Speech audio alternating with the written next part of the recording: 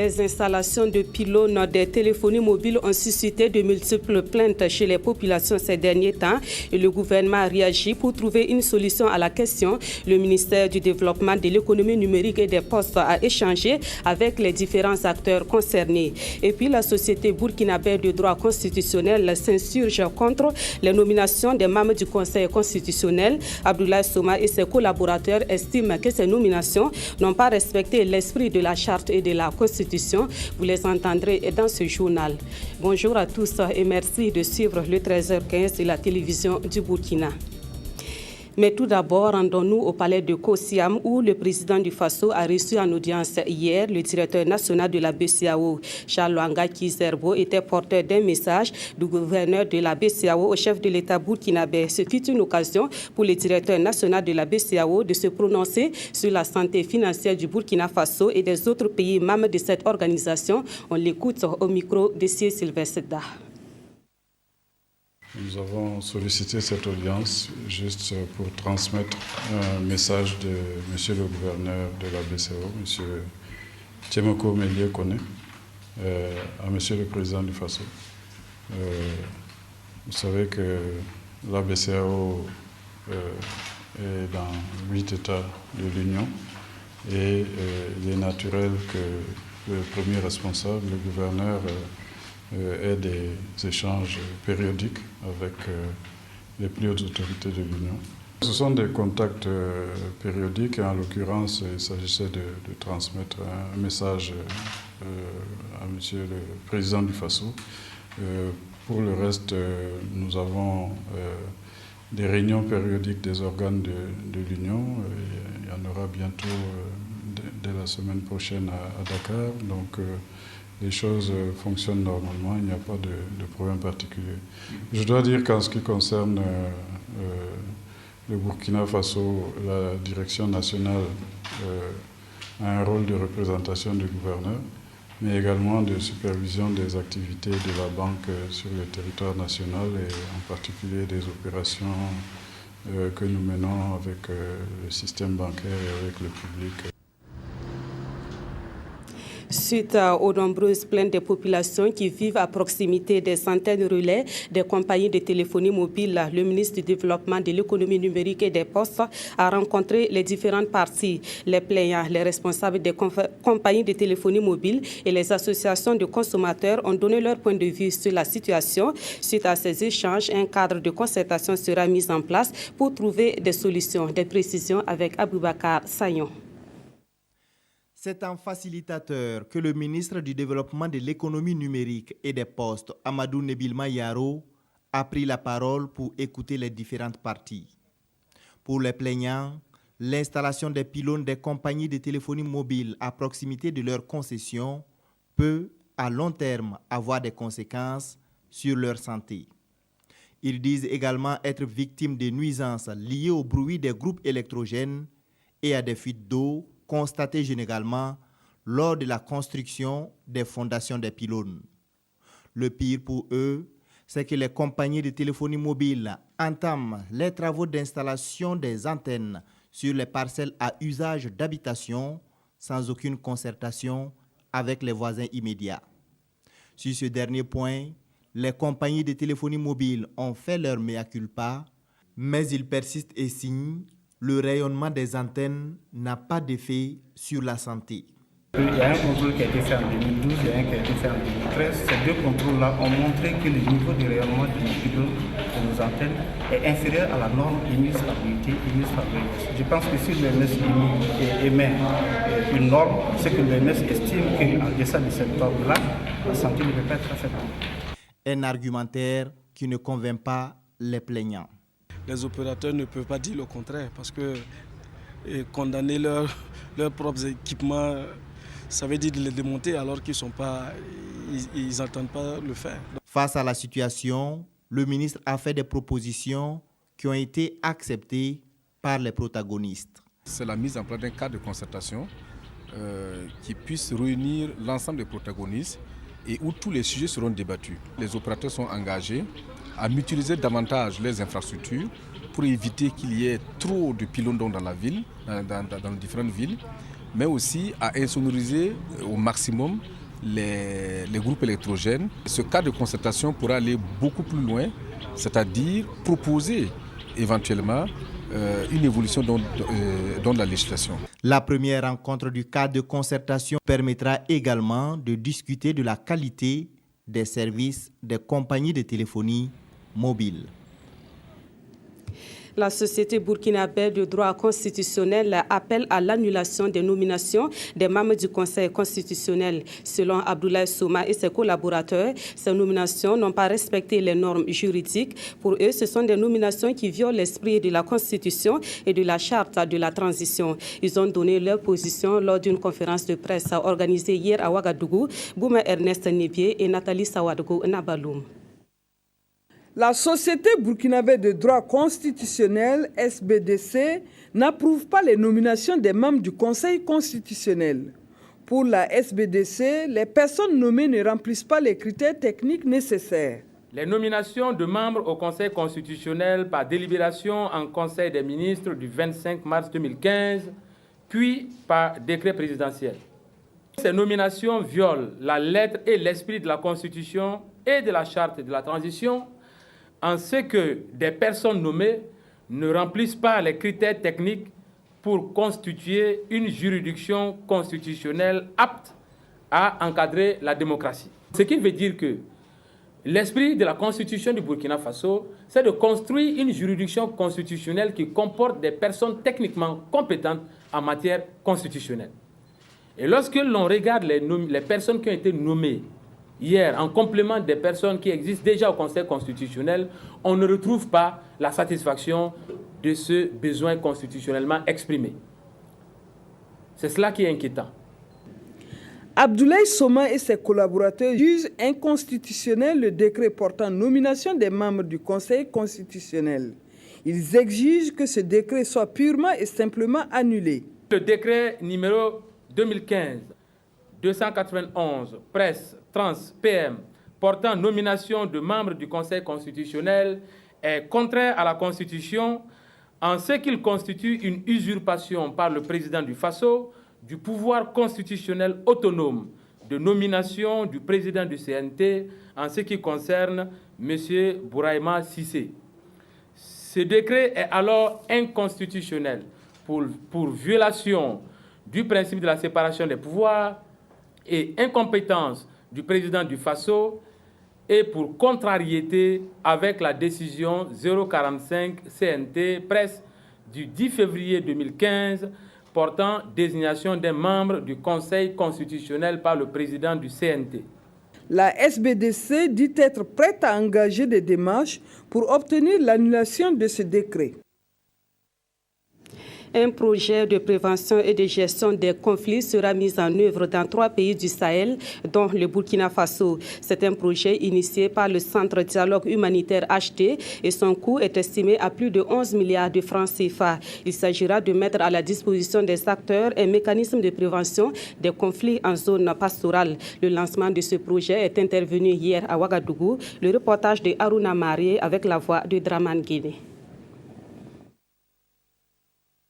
La compétition pour le contrôle et la gestion des ressources naturelles est parfois source de conflits, une situation qui pourrait mettre à mal la quiétude des populations.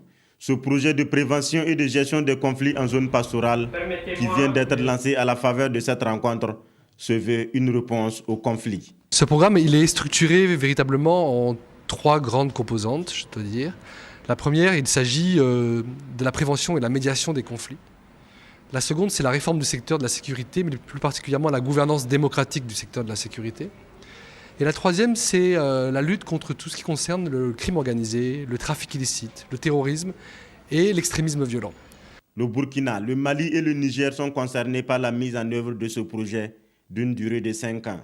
Un projet dont le budget est estimé à plus de 11 milliards de francs CFA pour l'ensemble de ces 3 pays. C'est une initiative du Centre humanitaire HD. Dans son approche, cette structure veut s'attaquer aux causes des conflits. L'accès aux ressources, l'accès à la terre et l'exploitation des ressources, le conflit qui oppose agriculteurs et éleveurs, qui oppose éleveurs-pêcheurs. Il y a de nouveaux types de conflits. Le conflit qui oppose les réfugiés aux autochtones autour de la pression que ceux-ci exercent sur les ressources. Les conflits qui existent dans la zone aurifère. Les conflits liés à l'accaparement des terres. La rencontre passe à la loupe les résultats d'une étude dans le Gourmand sur la question. En définitive, ces acteurs se proposent d'offrir aux populations une tribune de prévention et de gestion des conflits. Le projet dénommé Une lampe pour l'Afrique, lui, est à sa troisième phase. Cette troisième phase du projet a été lancée hier à Guesna, dans la commune rurale de Boussé. Le projet Une lampe pour l'Afrique a été initié par l'ambassade de Chine-Taïwan. Il est destiné aux écoles primaires et son objectif est d'améliorer la qualité de l'enseignement dans les zones rurales. Kadi Sanogo. Le projet Une lampe pour l'Afrique a été créé en 2011 dans le cadre de la coopération bilatérale entre la République de Chine, Taïwan et le Burkina Faso. Il a pour objectif de contribuer à améliorer la qualité de l'enseignement de base dans les zones rurales. L'introduction des lampes solaires a un impact positif très significatif sur l'amélioration des rendements scolaires. Je crois que ce projet est très important et notre objet majeur, c'est pour aider le gouvernement Burkina Faso à améliorer la qualité d'enseignement dans des écoles primaires surtout et secondaires. Jusqu'à maintenant, on dit que selon les statistiques du MENA, les performances des élèves ont beaucoup amélioré. Tout à l'heure, la représentante des élèves de l'école de Guesna nous a déjà informé. 2014, le succès scolaire, ça arrive jusqu'à 94%. Donc c'est un résultat très encourageant. Cette initiative de la Chine-Taïwan a été bien appréciée par le premier responsable du ministère de l'Éducation nationale et de l'alphabétisation. C'est une initiative très heureuse dans la mesure où elle s'adresse à un public très particulier. Il s'agit des écoliers qui sont en milieu rural où les problèmes d'éclairage se posent lorsqu'ils veulent travailler la nuit. Et vous savez que dans nos zones rurales, nous ne disposons pas d'électricité. Et lorsque vous connaissez aussi ce qui a été entre-temps le coût du pétrole lampant, il va sans dire que ces lampes solaires qui sont venues dans l'environnement de nos écoles vont largement contribuer à améliorer les conditions d'études de nos enfants en milieu rural. La phase du projet Une lampe pour l'Afrique couvre la période allant de janvier 2015 au 31 décembre 2016. Le budget global s'élève à 2,6 milliards de francs CFA. En décembre prochain, le Burkina Faso prendra part à la 21e conférence sur les changements climatiques à Paris, en France. En prélude à cet événement, le ministère de l'Environnement et des Ressources halieutiques a rencontré la presse hier à Ouagadougou. Objectif à communiquer sur les enjeux de la rencontre de Paris. Le ministère en charge de l'Environnement en a profité pour solliciter l'accompagnement des hommes de médias dans la lutte contre les changements climatiques. Le reportage de C. Sylvestre Da avec la voix de Eleonore Ouedraogo Yerbanga. Aux médias invités, le ministère de l'Environnement et des Ressources halieutiques présente sa feuille de route élaborée dans le cadre des préparatifs de la 21e conférence mondiale sur les changements climatiques prévue en décembre à Paris. La feuille de route prévoit entre autres la mise en place d'un comité national d'organisation, des rencontres d'échange et de travail, des participations à des rencontres préparatoires régionales et internationales. Des campagnes d'information et de sensibilisation sont également prévues. Le gouvernement burkinabé et son partenaire, l'ambassade de France, comptent l'accompagnement de la presse pour la réussite de leurs actions, dont le premier objectif est de faire comprendre aux populations la gravité des conséquences des changements climatiques. Si l'on ne réagit pas, il nous faudra faire face à une recrudescence des extrêmes climatiques. En clair, il va faire de plus en plus chaud, voire même plus froid ponctuellement, et surtout les phénomènes climatiques que nous subirons auront des amplitudes de plus en plus grandes. Nous allons connaître également des périodes de sécheresse accrues, dues notamment à la baisse de l'humidité dans les sols. Bref, si rien n'est fait, on pourrait même assister d'ici la fin du siècle jusqu'à une augmentation de 4 degrés. La situation est donc alarmante et des enjeux énormes nécessitent des solutions urgentes et énergiques au plan mondial.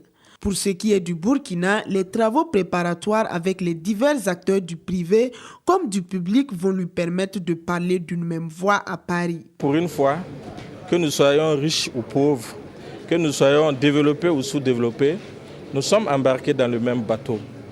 Et si nous persistons à ne pas changer nos comportements, notre bateau va couler. Ce serait un suicide collectif. Mais il faudrait qu'en même temps que nous participons, nous contribuons à la lutte contre les changements climatiques, que cela ne freine pas notre volonté légitime de nous développer. Les pays membres de l'ONU ont rendez-vous avec l'histoire à cette 21e rencontre mondiale sur les changements climatiques. Elle devrait déboucher sur un accord dit de Paris, un accord juridique universel avec des objectifs ambitieux et inclusifs.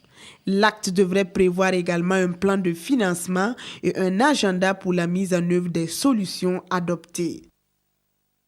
Les provinces du Naouri et de la Sicile vont bénéficier d'un projet pour la production et la commercialisation du soja et du maïs. Ce projet va permettre d'intensifier la production de ces céréales et dans ces deux provinces, toute chose qui va contribuer à la sécurité alimentaire et à l'augmentation des revenus des producteurs. Le projet est lancé par l'Alliance pour une révolution verte en Afrique, AGRA, Irène Wango et Draman Guinée.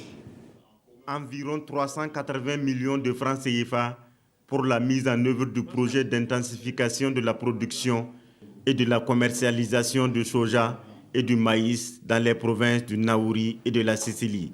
Le geste est de l'Alliance pour la Révolution verte en Afrique, AGRA, qui vise à doter les exploitants de la dite localité d'expertise, d'intrants et de matériel agricole. Les producteurs, je voudrais les inviter à suivre avec beaucoup d'attention les formations qui seront données, les actions définies, parce que ce sont des actions ciblées qui vont leur permettre, s'ils les appliquent avec rigueur et sérieux, d'améliorer considérablement leur productivité et par conséquent d'avoir des revenus substantiels pour améliorer globalement leur bien-être. Et c'est important de pouvoir respecter les itinéraires techniques. Voilà, surtout travailler à améliorer la fertilité des sols. 15 000 petits exploitants, dont 40% de femmes, sont visés par ce projet triennal qui prend fin en 2017. Faisons à présent un tour au palais de justice de Ouagadougou où se tient actuellement le procès du PDG du groupe Obouf après 2 renvois. Vous allez le voir en image, le procès contre l'entreprise Obouf a finalement débuté ce matin au palais de justice de Ouagadougou. Comparaissent à la barre Bourema Ouedraogo, PDG de l'entreprise, et une dizaine d'employés de la société. Ils leur sont reprochés des faits de tromperie de consommateurs sur les dates de péremption de produits pouvant représenter un danger pour la santé. En outre, il y a l'usage d'appareils pour l'accomplissement de cet acte et malgré le renvoi demandé par la défense pour contestation du rapport toxicologique, le procès a bien débuté aux environs de 11 heures avec cependant le rejet du dit rapport par le tribunal. Nous y reviendrons certainement dans notre édition de 20 heures. À Bobo-Dioulasso, Félix Kambiré prend les rênes de la délégation régionale du Conseil supérieur de la communication. Il a été officiellement installé dans ses fonctions le jeudi dernier et comme défi majeur à relever, Félix Kambiré compte travailler en étroite collaboration avec la presse locale pour une bonne couverture médiatique des prochaines élections. À noter qu'il remplace à ce poste Yassine Sanou qui aura passé 8 ans à la tête de cette structure. Moumouni Barou. Félix Kambiré, c'est cet homme qui désormais va diriger la direction régionale de l'Ouest du Conseil supérieur de la communication. La passation de charge s'est déroulée en présence de la présidente de l'institution, des professionnels des médias ainsi que des responsables administratifs de la ville de Sia. D'emblée, le nouveau délégué régional compte relever les défis avec son équipe, entre autres l'amélioration des conditions de travail, le renforcement de la compétitivité. La couverture